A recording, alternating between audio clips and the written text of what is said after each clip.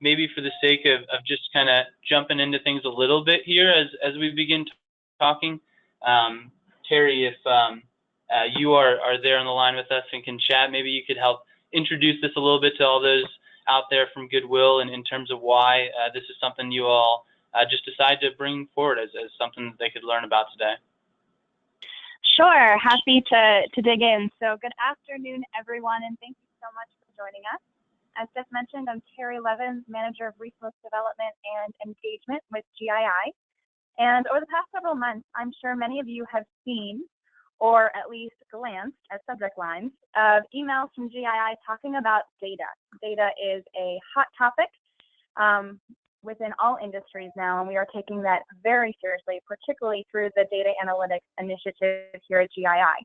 And if any of you are not familiar with that initiative, please feel free to email me, and I would be more than happy to update you. It is an initiative where we are looking to collect and align data across all members and across all departments, and really also to looking at providing you all with the data that you need to make the case for fundraising and make the case to funders regarding the mission work that all of you do.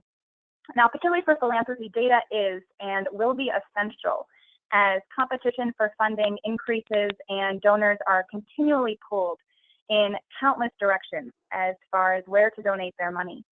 And a couple months ago, Sarah Nannery, the Director of Development with Goodwill, New York, New Jersey, contacted me interested in a potential opportunity to learn more about her major donors. So that conversation led to today's webinar. I'm not quite sure if we have Sarah on the line yet, and if not, then I'm happy to introduce Tom Taylor. And actually, too, maybe once we get Sarah on the line, we can let her join in. But in the meantime, I'll introduce Tom Taylor and Jeff Giannotto, who will describe the marketing objectives and the interactive survey that may help you learn more about your major donors. Well, thank you, Terry. This is Tom Taylor here. I have been involved in major and legacy donor outreach for probably more than 20 years. And it is, as Terry put it, changing rapidly as we gain more and more insight into people's motivations and also engagement technologies which allow us to reach out effectively and engage with multiple numbers of people. Now, going back, Sarah attended a webinar that I developed with Seattle Children's that showed the development of their program over the past decade. And at the beginning of the program, we were using extensively a specialized phone team to call out to donors to gather information about their gifting intentions and the strength of those intentions. But over time, we started to develop the use of surveys to supplement that and in many cases replace that. And that's where I became enamored, must say, by the work of MarketSmart, the company that Jeff is representing here today, and the work that they've done in terms of formulating their surveys, the information that they gather, the technical way in which they return that information, make it easily accessible, easily rankable in terms of opportunities, and really fulfills the gamut of the process of reaching out, gathering information, putting that information into a very, very appealing technological platform and delivering it. So, and probably best of all, it is the least expensive way to do that, in my experience, compared to phoning and other direct mail, etc., techniques of engaging with multiple numbers of people to find the ones that are the best prospects. So with that, I will turn over to Jeff, unless Sarah is now with us. No, I believe that we were unable to get Sarah on the line here with us, which is okay. Just again to kind of fill in the blanks for those, Sarah, she works with Goodwill Industries of New York and New Jersey, and she was really the first one, I think the easiest way to say this, amongst you to be presented with what we do over here with MarketSmart. And so she helped us just open this up as something for you all to learn about today. Now, before I dive into anything, and I want to encourage you all as we go along to do this as well, we already got a question from the audience, which you can use the toolbar on the GoToWebinar kind of platform that you're being presented with. You can use that to type in questions. And so she already asked, is MarketSmart, so one of you folks out there, is MarketSmart all about data analysis and prospect research, as well as potential donor profiles? I would say yes, but it's also a little bit different, and we'll get into this, than the data that you already collect. What we're really about, and this kind of leads right into what we're going to talk about today, but what MarketSmart is all about is helping you actually convince your supporters to self-identify and disclose information. It's not so much about data analysis in terms of predictive analytics, or say something like a wealth screen that looks at your data and tries to predict who you should talk to. We're more in the ballpark of actually trying to elicit true response right from the mouth of your supporters, and using that to guide our decisions. But that's jumping a little bit ahead of ourselves here. I'll get to that point. Let's first start at the beginning, but again, feel free to ask any questions as we go along here. And so I'm going to start off just by introducing myself. My name is Jeff Giannato. I work as my title is a solutionist with MarketSmart. And so what that means is I'm here to hopefully show you some solutions to your problems and your challenges. MarketSmart, to give you kind of the ground level on us, we're based out of College Park, Maryland, but we work with organizations all across the country as well as internationally. And we kind of define our services as major and legacy gift marketing. Our whole objective really is to open up opportunities for our clients to talk with people who are ready to talk about major and planned and potentially mid-level gifts. But I'm going to draw it back today. Most of what our presentation about today is kind of showing you why and how we go about doing what we do, the science behind it, the methodology behind it, not so much so that you can just say, yes, I want to do this with MarketSmart, as much as you can see kind of what's making us successful, and if it's something that you see you want to replicate within your own walls through working with us because of this today, then that's great, and we can talk about that later on. But we're going to start more so from kind of just understanding how we go about this. Now, I brought up this other gentleman who is not myself, Greg Warner, because if after today, if you begin to engage with our blog or any of the content we put out there, you'll really be listening to Greg's voice for the most part.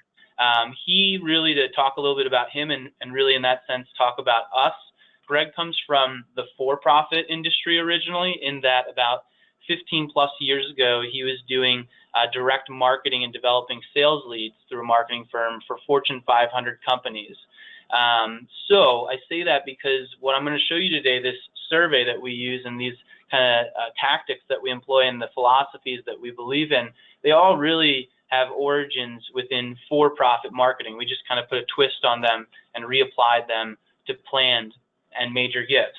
Now, to even begin to understand how and why we're going to go about what we do to better understand your donors and collect data and help you identify opportunities within major and legacy gifts, first, we need to think about a few challenges really that you face. And some of this, quite frankly, could be preaching to the choir, because we're going to be talking a little bit about challenges that you probably already know you have, but they need to be addressed in a sense. Now, whether we're working with the biggest, most robust client we have, or the smallest, most local entity that we work with, all of our clients from big to small have a lack of time, which I'm sure resonates with you. They all tend to have not enough staff, in the sense that there are more opportunities out there potentially than they have human resources to physically actually interact with and engage and develop relationships with. Budgets, of course, are always going to be tight. And whether we're talking about you guys going out on the road and visiting a potential donor, or me, Jeff, going out on the road, it's travel is time consuming and expensive. And so something that only kind of pours salt in the wound of that, all those things, is that qualifying prospects is really hard. I mean, trying to figure out who not only has capacity, not only has, the philanthropic intent to make a gift, but also is just ready to speak to you right now. All these different factors we're going to be talking about today, but that just makes things even tougher. Now, of course, whether you're working with MarketSmart or you're just doing your own daily job the way you do it as is, you are looking to figure out through major and legacy gift marketing and fundraising who you should be spending your time with right now, who's ready to engage with you right now. Because like we said, there's limited time, there's limited staff, there's often a lot of opportunities. So we need to qualify, but it's difficult. Certainly, there are data points and ways that you can already hone in on who you want to talk to, and I'm sure you probably already rely on the things mentioned in these two yellow circles: past giving and affinity history, trying to identify, who has philanthropic tendencies, and/or investing in wealth or demographic screenings, which often are meant to help you find someone with capacity or potential to make a large gift. And it's not to say that that data isn't valuable. I mean, how else are you supposed to identify who has capacity as well as, who has philanthropic intent? The challenge, though, that comes with those traditional data points is that there's still, often our clients would say, more data that needs to be collected, in that it doesn't get you down to the exact kind of smaller group of people that you can handle and you can reach out to. Often we'll see that, maybe you're overwhelmed by the sense that you go in and you look for people with X, giving criteria over Y years, and you come out with 1,000 people who meet who you search for. Or maybe you go to the wealth screening company and they tell you you have 1,000 people who are capable of making a cash donation over $1,000, just for the sake of an example, and you only have one or maybe two development officers who can actually go out and talk to those 1,000 people. It's overwhelming. It's a lot of data. Certainly, what goes hand in hand with that kind of story I just made up there is that a lot of those leads are going to go unused just by the sake that you can't physically reach out to them all at once or even in a whole year. And finally, the people who you do pull from that data screening, from that wealth append, the top 1,000 leads, whatever it may be, or top 100 leads, just because they are your top 100 leads for that query you made doesn't mean that they're necessarily ready to talk to you right now or ready to give right now. It just means they met the information you were searching for. So again, I know that's putting a whole bunch of stuff on kind of the con side of that traditional data. It's really not meant to say it's all bad. That's all data you need, kind of capacity and philanthropic intent to do major and legacy gift marketing. But it also means that there is kind of still some more information that could be gathered that could help you in terms of finding out who you want to talk to right now. Now, to just add to some of these challenges, which already kind of in terms of what I just went through include your challenges as a fundraiser with lack of time and staff and budget. It also includes challenges with the data that you already have because it doesn't get you directly to the source. On top of that, you've got an entire funnel to manage often as the sole person, that fundraiser who's going out to those 1,000 leads, for instance, in this hypothetical. Now, in a really effective marketing strategy, and at least in our minds, you would have kind of different stages, different tactics of marketing that go involved with different parts of the funnel, whether someone is at awareness, meaning maybe in legacy gifts, they just found out what the word bequest was, or they just found out they could give you property or appreciate assets or something like that, all the way down to interest and desire and action when they actually make a bequest or something like that. That could be an example of how this funnel works within plan giving. Within those different stages, there are different tactics you would use to do effective marketing. People who are just kind of in that awareness stage and you want to move them into more of interest, we're often going to want to recommend you do something geared a little more towards lead generation. Whereas, of course, people who you've already garnered some level of awareness from and you want to move them more into a desire type of stage in terms of their giving intentions, you may want to employ something a little more geared towards cultivation. Certainly a big part of kind of the metrics used to judge a fundraiser is just pure closure, let alone all the other things you need to do at the top of the funnel, as we say.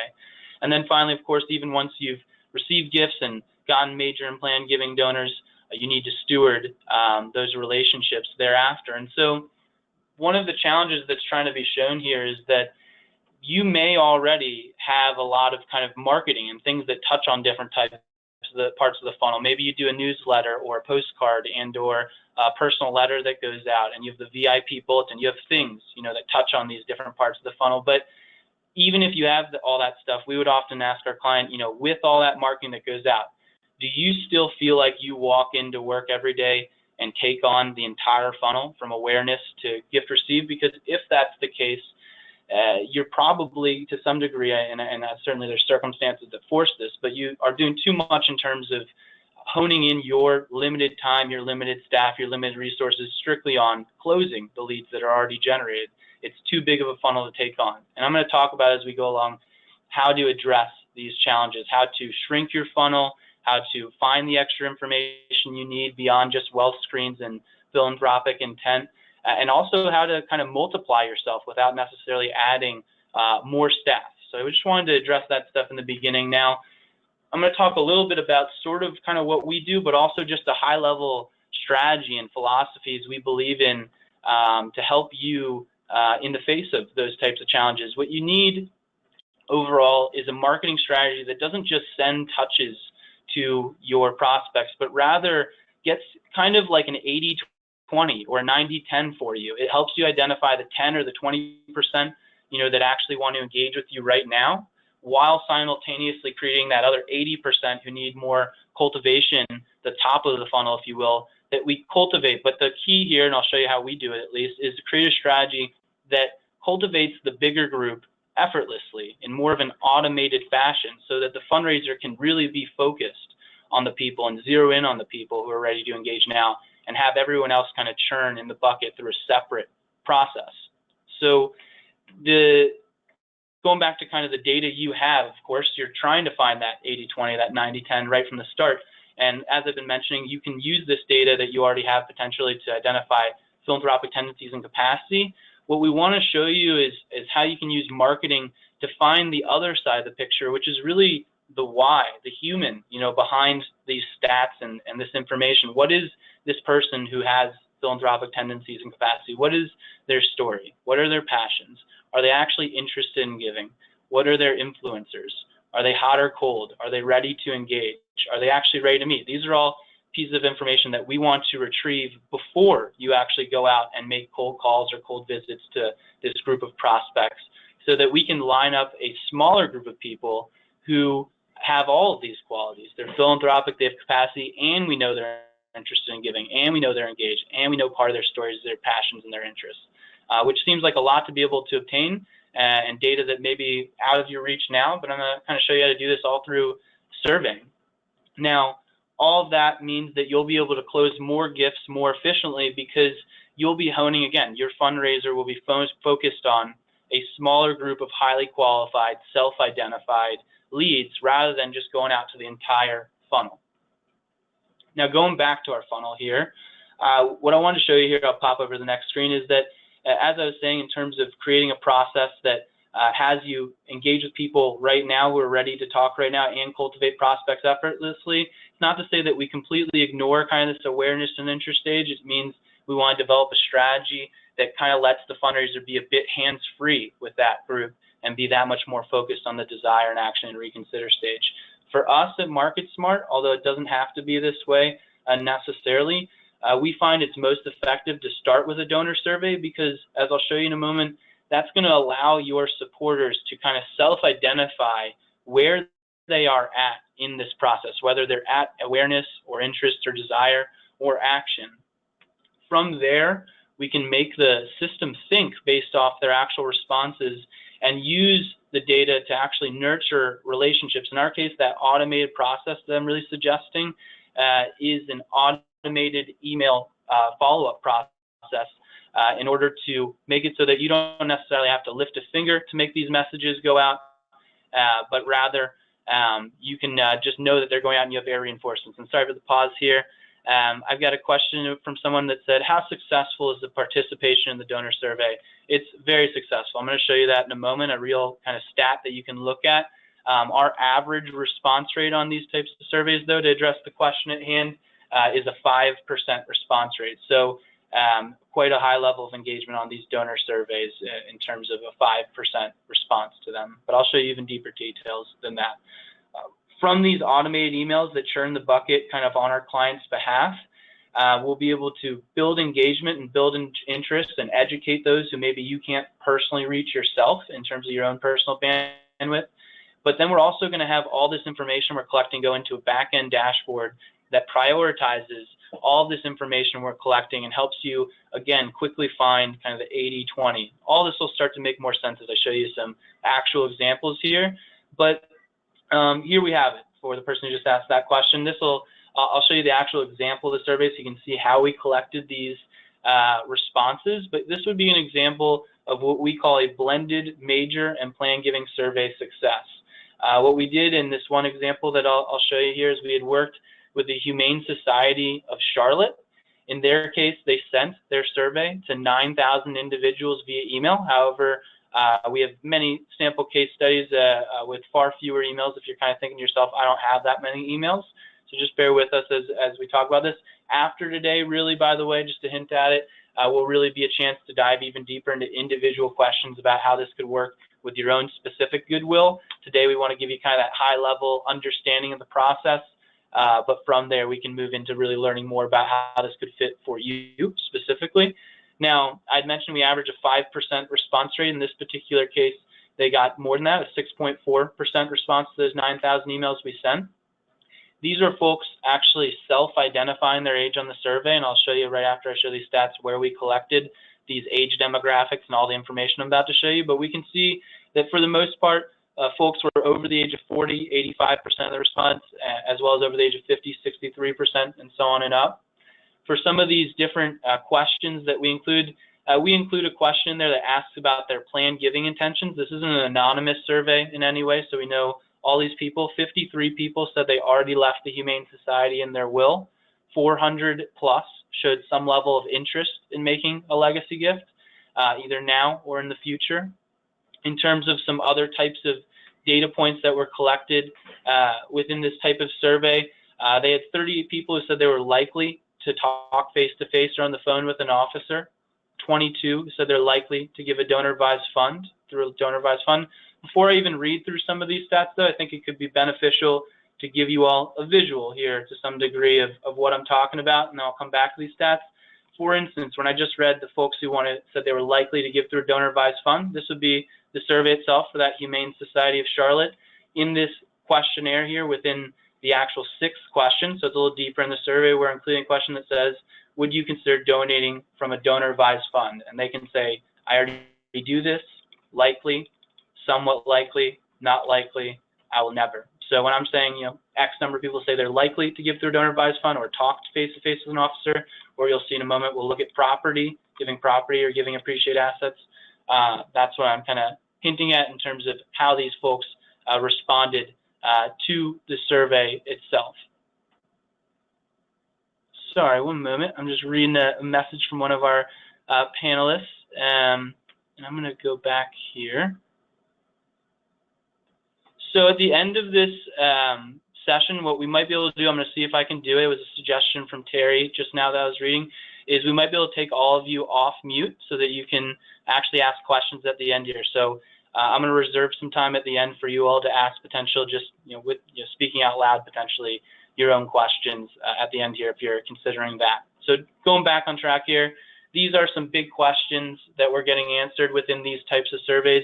These would be questions that are related to mid-level and major gifts, in the sense that you could find a way to move someone up, someone who is either giving more of an annual fund or mid-level gift, or even currently giving a major gift, and finding other ways that they would self-identify interest in giving, whether it be through a family foundation or giving assets, or just something a little more simpler like volunteering time to raise awareness for shelter initiatives. Blended within these types of questions that could relate to mid-level and major gifts is a question related to plan gifts. Many people like to leave a gift to charity in their will or trust or by beneficiary designation. Have you considered us? More or less is what the question reads. And so we're having people self-identify whether they've already left the Humane Society in their will or would show some level of interest, including the Humane Society in their will. I'm interested, definitely in the future, maybe in the future. I'm going to talk about as we go along why people answer all these questions, because it could already potentially be looking from your end like those are some tough questions to get answered in a sense. Why would people answer that for you in the midst of this survey? So first, I'll show you these results again just so we can digest them, but then I'll dive deeper into kind of the science behind it and why people are even engaging it with us in this way. So we already reviewed the 9,000 cent and the responses themselves and the age demographics. This one will make a little more sense. 53 people who said they already left the organization in their will, 400 plus who showed some level of interest, either saying I'm interested, definitely in the future, maybe in the future, in making a gift, a legacy gift in their lifetime. And now going back to this, 38 who are likely to talk face-to-face or on the phone with an officer, 22 who are likely to give through a donor-advised fund, 20 who are likely to give through a family foundation, 37 likely to give property. And of course, there's more and more good information here for the sake of not just boring you by reading off the slide here. And of course, like I mentioned, we'll be sending out a recording. You'll get more time to think about all this. But as you can see, we're getting a high level of engagement overall with 575 plus 576 responses, as well as positive response to these fundraising intensive questions, whether they be plan giving specific or kind of a blend of major, mid-level, and plan gifts. Now, going over to kind of the science of all of this, what I'm going to do is, and I'll come back around full circle in a moment, but I'm going to talk first a little bit about how the mind works for folks when they are reading a plan giving specific question. And you will see slowly but surely there, as I explain that, how that relates to how someone looks at a blended question, like I just showed you, like giving property or assets. Now, some of you may be familiar with this guy. This guy, maybe you don't know who he is. Dr. Russell James. He's someone who's doing a lot of research within planned and major gifts. And I want to talk a little bit about his research in regards to looking inside the mind of a bequest donor, which he quite literally did, as I'll explain in a moment. And that'll help us understand how we're going to craft a survey and why people are going to answer in the first place. So Dr. James, he is a professor at Texas Tech University. He used to be a fundraiser at a small college in Missouri. He was the executive director, so he used to be a fundraiser himself. And when he was going to do his PhD, he did an interesting study where he looked at 40 nonprofits over a 20-year span. The whole goal of that 20-year analysis was just to see if he could find any trend in regards to the planned gifts that these organizations were realizing over that time span. And so this quote comes from that study. He says, a substantial amount of charitable bequest dollars come from those who had not even been donors, or even if they had been donors, those who did not directly involve the charity in their estate planning process. So all this is really saying, what I'm trying to highlight here is the fact that many people make and consider plan gifts, and we'll relate this over to other type of giving, without necessarily involving the charity in the process. They may even already be in contact with you. You may have developed a relationship with a potential donor, but they just decide not to tell you about their plan giving intentions. And so as a result, you receive a bequest almost as a surprise. Again, not to say that they're not in your database. It just means you didn't know that they were going to make that type of gift because they didn't involve you in the estate planning process. Now, that may not come as this quote as new news to you, as you may have experienced it yourself maybe many times. But what it did do is give Russell James the empirical data to say this happens at a lot of places. This happens across the map. And so he then posed the next question of why. Why does this happen everywhere? Why do people avoid telling us about their intentions and giving a plan gift, which in many cases for most folks really is their major gift? It could be the biggest gift they give you in their lifetime. So why is it they avoid telling us about it? Well, what he decided to do, it's a little small here, but there's some brain scans in the front of that book if you can see it. He decided to take a whole bunch of older folks, stick them in MRIs, and ask them plan giving specific questions, a lot like the one you just saw for that Humane Society of Charlotte. I'll pull it back up here. This type of question would be one that he would ask. What he found in his study is that when he asked these individuals highly technical plan giving specific questions, often the part of the brain that would get lit up in the MRI scan is the part of the brain that scientists often associate with someone thinking about their own death, either consciously or subconsciously, which makes sense. We're asking about afterlife gifts, so they naturally think about death. But at the same time, like anything death-related, humans are going to innately avoid that topic. They may not answer your marketing, and they certainly may not tell you about their intentions, even if, again, you have developed a relationship with them. simply because they don't want to think about death, either consciously or subconsciously. Now, the flip side, and this will relate to the survey, but the flip side of that whole research study is that Dr. James knew in a real life situation, because of the former fundraiser that he is, that no fundraiser would just walk up cold to someone they'd never met before and ask them this type of question: would you consider putting our organization in your will? Of course, it would be uncomfortable and weird. And so he wanted to simulate more of a real world experience, or maybe at the very least, certainly most fundraisers would look to develop a relationship with that person first, and then if they were going to actually bring up this plan giving question, they would kind of build up to that moment. So he wanted to try his best to simulate a real world experience in his study. And what he did was he first had these individuals just sit there and reflect and think about their connection to the organization, people in their life that were influential in regards to why they support the organization, parts of the mission that resonate with them, programs they engage with.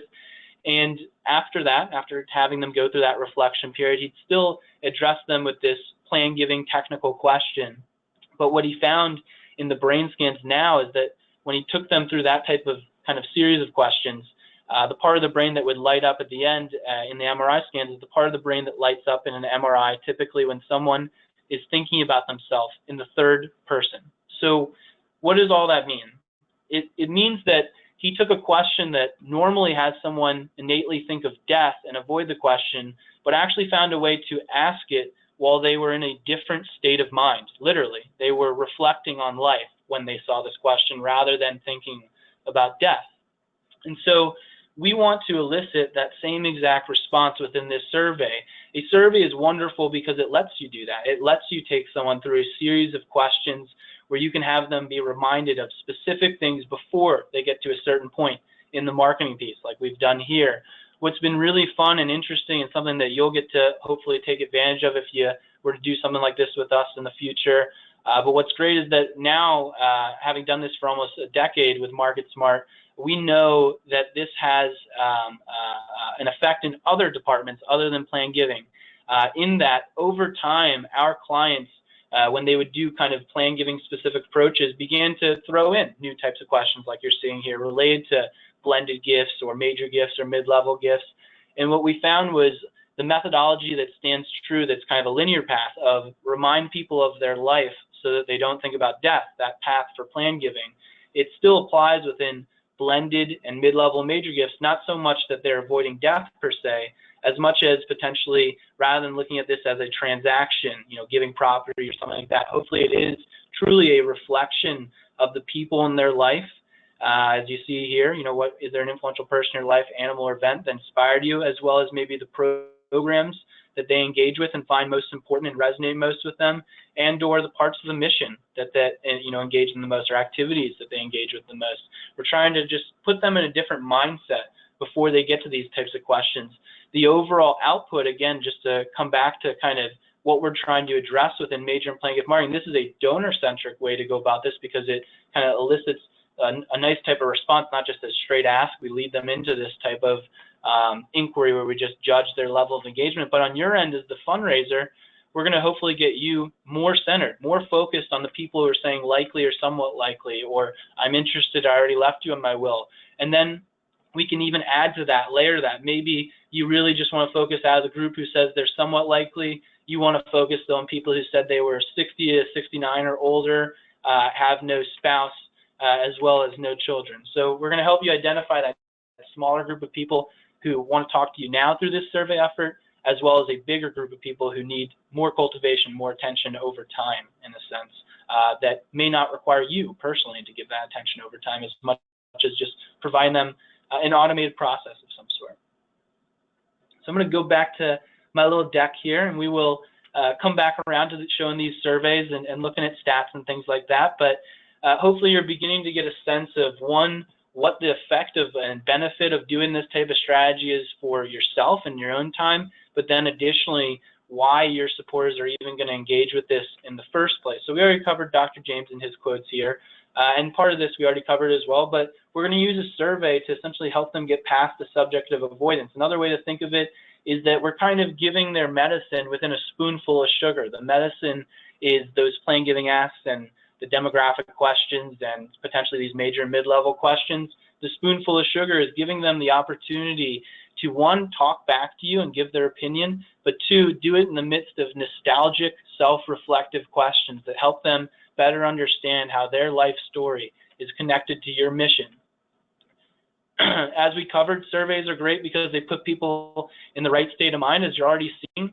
We can cover undisclosed plan gifts, as well as, in addition to that, generate some highly qualified leads and get what we call verbatims, things that come right from the mouth of the donor, as well as information that you really may not be able to buy in any data append of some sort, whether someone has children or they have a spouse or not, is potentially constantly changing, of course. So, putting donors in the right state of mind, whether it's through, MarketSmart, what I'm showing you today, or maybe if you're thinking to yourself as you see all this, a way you could take this and spin it off into something in-house. But putting someone in the right state of mind gets you the actual response you want to the true question. Surveys are great, as I said, because they kind of let you force this person down a linear path of some sort. Now, the things that we always bring up that we kind of, to put some words and some definitions to kind of what that means, what we're doing in that methodology when we kind of try to put someone in the right state of mind. One is we're trying to help them get a sense of symbolic immortality, the fact that they can live on after death, especially within that plain giving question. And again, we're doing that by just having them first think about their life, simple questions really, so that they can then apply that to the actual questions that relate to how they could continue their legacy. That goes hand in hand with autobiographical heroism, is another kind of key buzzword we like to use in terms of this whole process. So we want to help this person understand how they can be the hero in their own life story. And then finally, a visualized autobiography, and all these are very kind of similar in many ways, but trying to use this survey to have this person literally visualize and think about their own story, how they can be the hero in it, and then how that story can live on.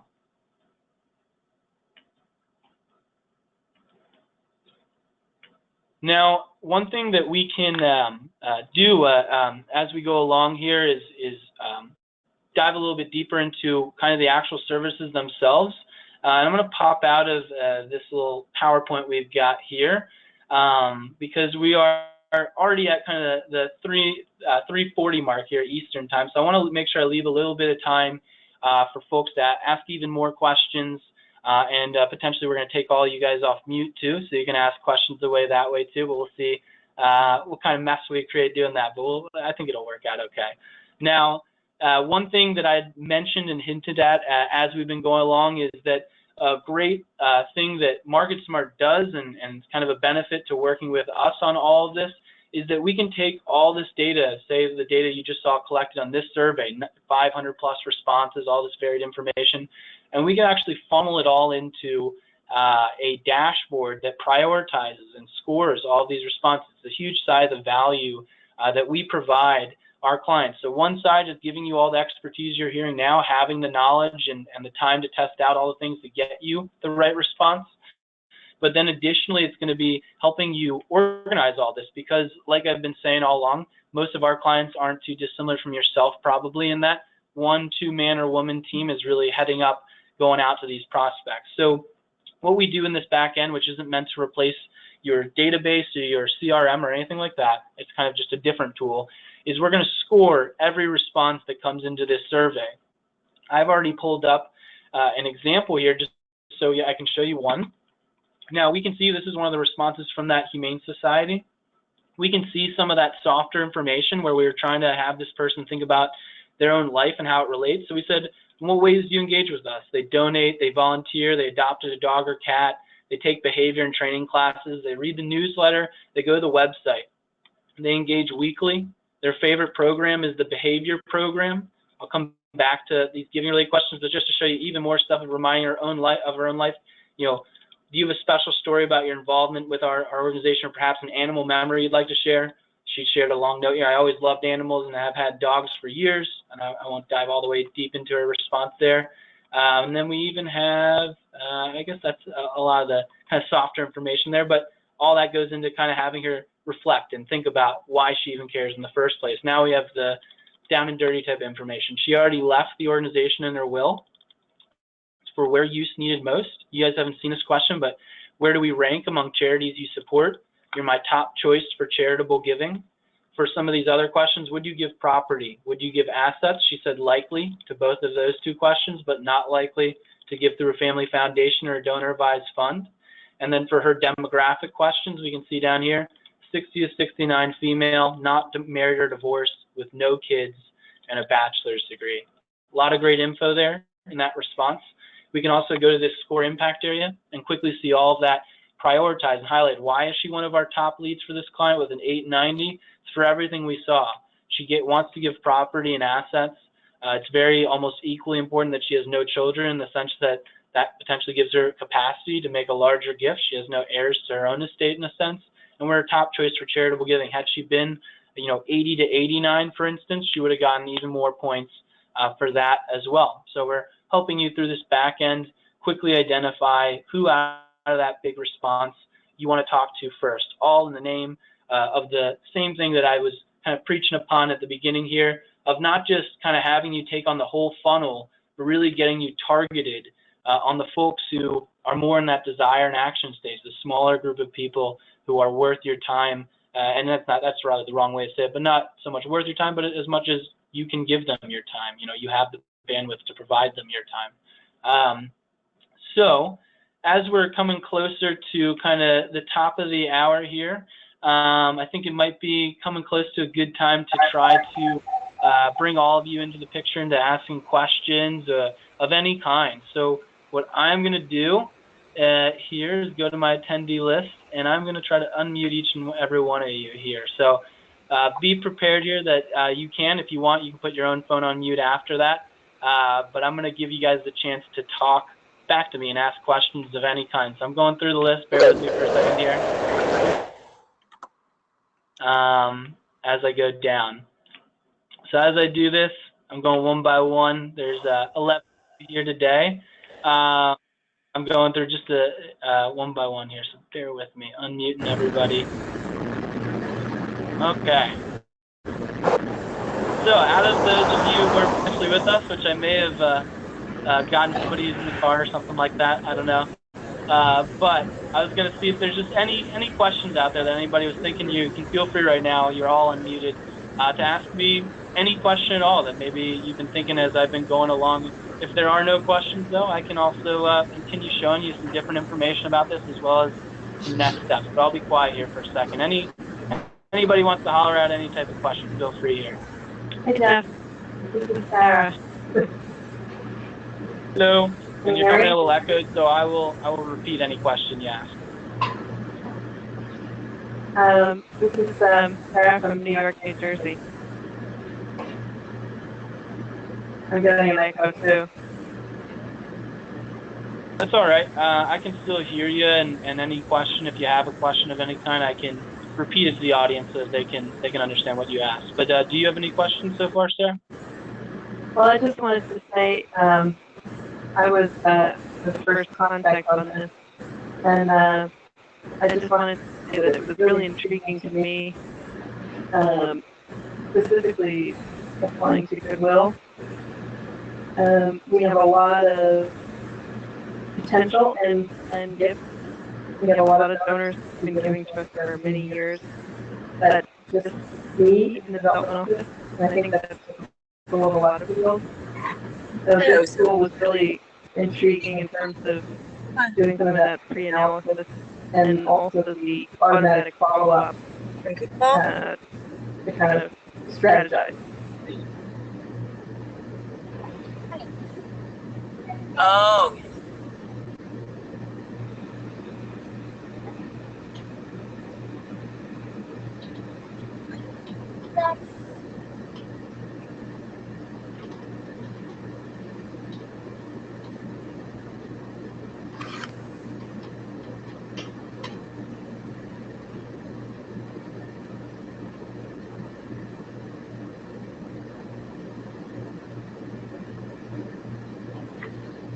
Hello, everybody.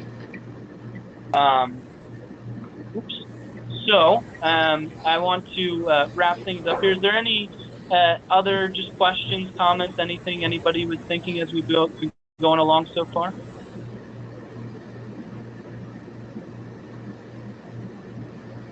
All righty. Well, to kind of wrap things up here finally for everybody, what I'll mention is we're going to be doing actually a second webinar that really will be much more focused on just the product itself and giving you understanding of pricing and different ways that it can work for you. So if today's kind of conversation interested you from a high level, we'll be sending out an email through the listserv again, through Terry likely, where we'll invite you to just come to a second webinar where you can really dive much more deeper into how you could have MarketSmart help you implement something like this in your own organization. In addition to that, when I send out this recording, definitely feel free to email me or contact me with any questions or anything that you might have after today. I don't know, Terry, do you think there's anything you wanted to add as kind of a cap and end to all of today's conversation? If not, you can say no, let's just kind of move ahead, but I was going to see if there's anything you just want to say as the last word there. Just wanted to say thank you, and also too, I don't know how many can hear at the end, but Sarah was on and she had seen a presentation by MarketSmart and was very much intrigued. So many of you have small shops, and so this is a potential tool that could help you as you're digging through donors and trying to figure out how best to target your major donors and then approach them. So thank you to Sarah, thank you Jeff, thank you Tom, and please look for continued follow-up communication from us. So thank you all for joining today. Yep, thank you very much everybody for your Terry. time. I appreciate it. Alrighty, well, we'll call that the end of today's little session here. Thank you again, and we'll be in touch soon if you'd like to kind of just engage a little bit further with this opportunity to do something like this. Thank you. Have a good day, everybody.